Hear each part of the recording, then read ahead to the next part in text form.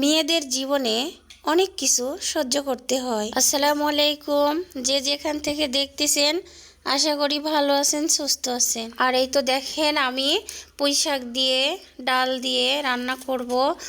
তো এটা আমি একটু প্রেসারে দিচ্ছি, অল্প একটু সিটি দিয়ে নিব।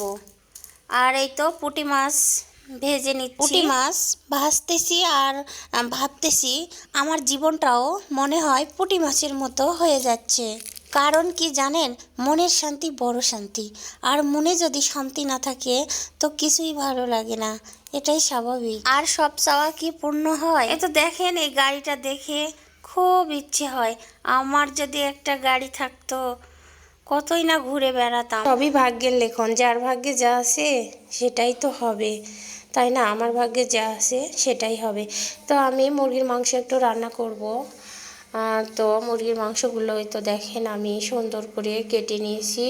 আর আমি ওই তো মুরগি কিনলে আলাদা করে দু চারটা পা আলাদা করে কিনে নিই আর কি আমার বাবাটার জন্য। আমার বাবাটা মাংস খেতে চায় না, পা বেশিরভাগ পছন্দ করে আর কি। তো যাই হোক, এখানে আমি পেঁয়াজ রসুন সব কিছু কেটে নিচ্ছি।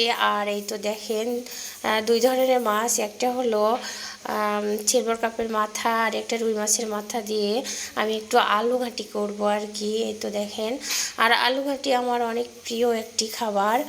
তো কার কার প্রিয় অবশ্যই কমেন্ট করে জানাবেন। আমার তো অনেক ভালো লাগে আলু ঘাঁটিটা।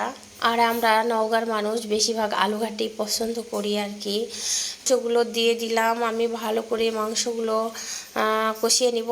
আর আমি মাটির চুলায় রান্না করতেছি।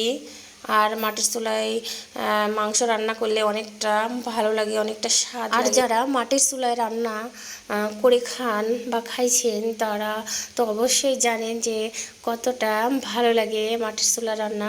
আর বেশিরভাগ আমি মাংস আর আলু ঘাঁটিটাই মাটির চুলায় করি, খড়ি দিয়ে আর কি।